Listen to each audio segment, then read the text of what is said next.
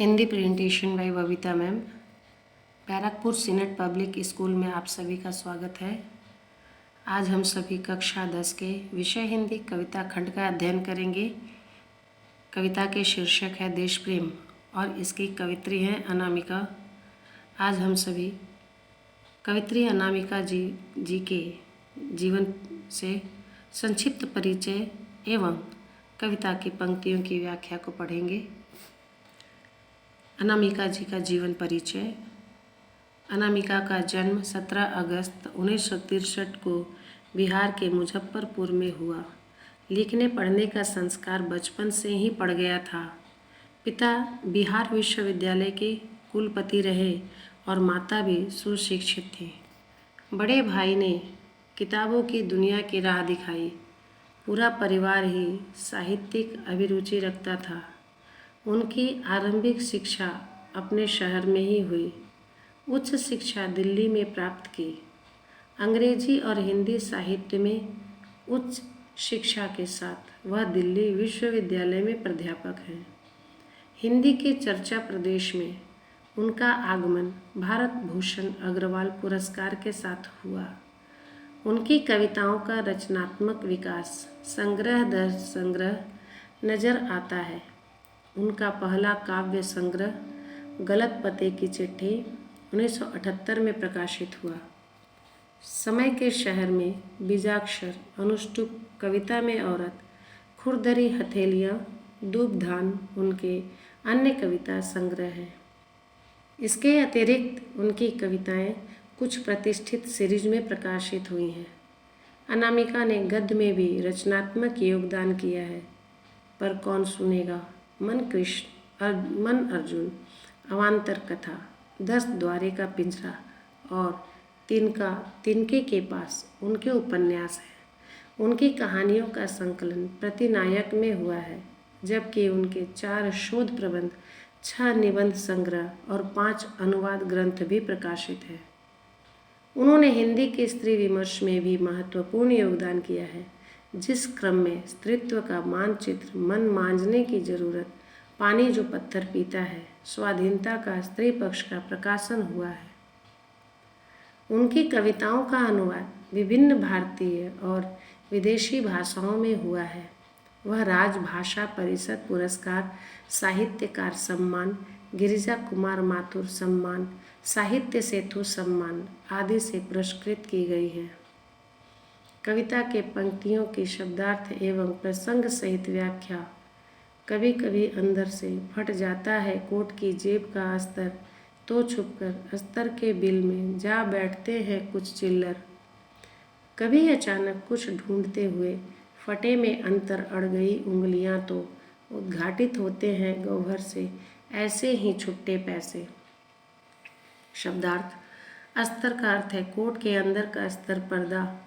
चिल्लर का अर्थ है छुट्टे पैसे। गह्वर का अर्थ है गड्ढा, खो। उद्घाटित का अर्थ है प्रकट। प्रसंग है। प्रस्तुत काव्यांश में कवयित्री ने यह बताने का प्रयास किया है कि देश प्रेम स्फूर्त चेतना नहीं, बल्कि खोई हुई वस्तु बन गई है, जिसका प्राकट्य अचानक हो जाता है। व्याख्या है। प्रस्तुत पद्यांश में कवयित्री अनामिका ने देश प्रेम की खींचती हुई भावना का वर्णन किया है। हमारे अंदर विलुप्त होती जा रही देश प्रेम की भावना को कवयित्री के कोट के फटे अस्तर में छुपे छुट्टे पैसों से उपमित किया है। हमारे मन के किसी कोने में छिपी देश प्रेम की भावना की स्थिति कोट के स्तर में छुपे छुट्टे पैसों जैसी हो गई है। कोट की जेब के स्तर में पैसे की उपस्थिति का एहसास हमें अचानक कभी कभी अंगुलियों की छुअन से हो जाती है। वर्तमान दौर में हमारे मन में स्थित देश प्रेम की भावना भी भूली बिसरी यादों जैसी हो गई है। विशेष देश प्रेम की विलुप्त होती जा रही भावना को कोट की जेब के स्तर में छुपे पैसों से उपमित करना अनोखा प्रयोग है। यहाँ कवयित्री ने खोती जा रही देश प्रेम की भावना को दर्शाकर करारा व्यंग किया है। ऐसे ही छुट्टे पैसे सा छुपा हुआ मेरे ही कोने अंतरों में मुझे मिला हुआ जिसका भारी भरकम एक नाम है देश प्रेम। वैसे तो भारी भरकम चीज़ों से मुझको डर लगता है, लेकिन वह मिल ही गया तो मैंने उसे प्यार से देखा। शब्दार्थ: कोने अंतरा में का अर्थ है भीतर, अंदर, संकीर्ण जगह। भरकम का अर्थ है भारी, वजनदार। प्रसंग है: प्रस्तुत पंक्तियों में नारी चेतना की कवयित्री ने यह बताने का प्रयास किया है कि देश प्रेम अब स्वयं स्फूर्त चेतना न होकर अचानक उठने वाला भाव रह गया है। व्याख्या: प्रस्तुत पद्यांश में कवयित्री ने कहा है कि कोट की जेब के स्तर में छुपे छुट्टे पैसों की तरह मन के किसी कोने में छुपे देश प्रेम की भावना का उन्हें अचानक बोध हुआ। कवयित्री ने व्यंग करते हुए कहा है कि वर्तमान दौर में देश प्रेम भारी भरकम शब्द जैसा प्रतीत होता है। हमारा समय शॉर्टकट का समय है। आज के समय में लोगों को ऐसे भारी भरकम शब्दों से डर लगता है। कवयित्री कहती हैं कि देश प्रेम की भावना मन के किसी कोने में उन्हें मिल ही गया तो उन्होंने उसे प्यार से देखा। यह देखना उसी प्रकार का था जैसे जेब की अस्तर में छुपे छुट्टे पैसों से अचानक मिलने पर मन में एक खुशी होती है। विशेष देश प्रेम जैसे शब्द को भारी भरकम कहना देशवासियों के मन में विलुप्त होते जा रहे देश प्रेम की भावना पर करारा व्यंग है। कविता की अगली पंक्तियां हैं: 26 जनवरी की थी वह ठंडी सुबह, तकिए के नीचे छूट गया था ट्रांजिस्टर खुला। सुबह सुबह बजने लगा राष्ट्रगान, एक पल को सोचा मटिया दूं, लेकिन फिर क्या जाने क्या हो गया, कंबल वंबल फेंक कर मैं खड़ी हो गई सावधान। शब्दार्थ: मटियाना का अर्थ है ध्यान न देना। प्रसंग है: प्रस्तुत अंश में ट्रांजिस्टर से बजने वाले राष्ट्रगीत को सुनकर लेखिका में राष्ट्र प्रेम का भाव जागृत हो जाता है। यहाँ उसी की चर्चा हुई है। व्याख्या है: प्रस्तुत पद्यांश में कवयित्री ने 26 जनवरी जैसे राष्ट्रीय त्यौहार के अवसर पर हमारी मनोदशा पर व्यंग किया है। कवयित्री ने कहा है कि अब तो हमें जबरन याद दिलाए जाने पर 26 जनवरी जैसे राष्ट्रीय त्यौहार की याद आती है। कवयित्री के तकिए के नीचे ट्रांजिस्टर खुला छूट गया था। वह 26 जनवरी की ठंडी सुबह थी। ट्रांजिस्टर पर सुबह सुबह राष्ट्रगान बजने लगा।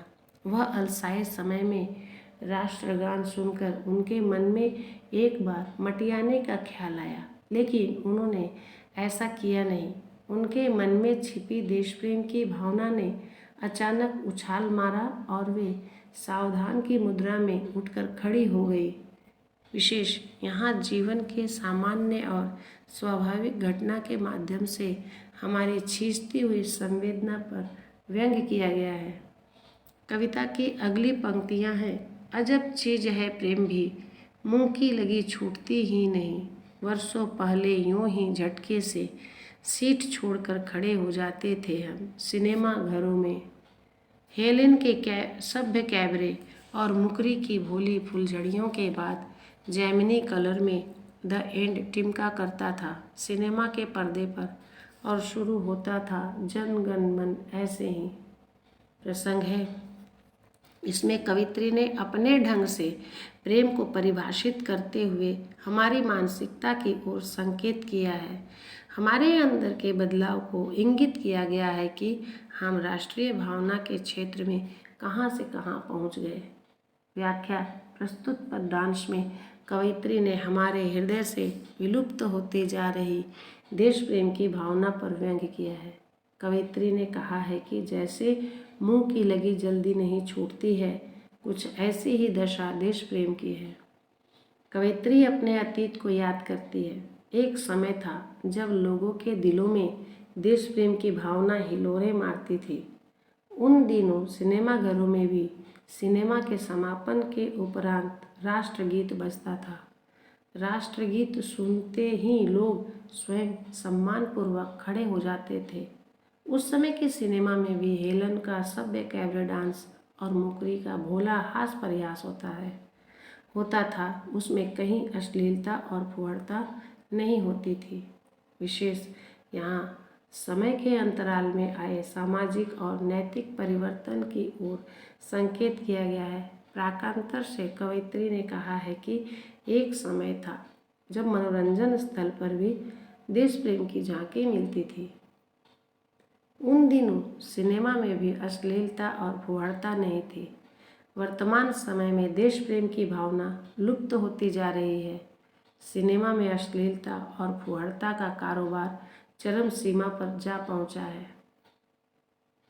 कविता की अगली पंक्तियां हैं। धीरे धीरे क्यों कर छीजने लगा सारा आवेग, अब जाने भी दीजिए, देखिए सुनिए, सारे जहां से अच्छा हिंदुस्तान हमारा। यह धुन जो मोबाइल की है, क्या आपकी जेब में आ रही है? शब्दार्थ। छीजना का अर्थ है धीरे धीरे नष्ट होना। आवेग का अर्थ है भावना। प्रसंग है, प्रस्तुत पंक्तियों में हमारे मन से राष्ट्रीयता की भावना के तिरोहित होने का संकेत हुआ है। राष्ट्रीयता एवं राष्ट्र प्रेम अब मात्र औपचारिक होकर रह गया है। व्याख्या। प्रस्तुत पद्यांश में देश और समाज में आए नैतिक परिवर्तन के प्रति कवयित्री की वेदना की अभिव्यक्ति हुई है। कवयित्री खेद प्रकट करते हुए कहती हैं कि समय के साथ साथ हमारे नैतिक मूल्य बदलते गए हैं। कभी हमारे दिल में देश के प्रति प्रेम की तरंगें हिलोरे मारती थी। समाज में हमारे कुछ नैतिक मूल्य थे, लेकिन समय के साथ उसका क्षरण होता चला गया। कवयित्री अत्यंत क्षोभ के साथ कहती है, अब जाने भी दीजिए, देखिए सुनिए, सारे जहां से अच्छा हिंदुस्तान हमारा। अब मनोरंजन के नाम पर सिनेमा में जो भी दिखाया जा रहा है और संगीत के नाम पर जो भी सुनाया जा रहा है, उसे देखने सुनने के लिए हम विवश हैं। रहा होगा कभी हमारा हिंदुस्तान सारे जहां से अच्छा, लेकिन आज उसकी बदहाली किसी से छिपी नहीं है।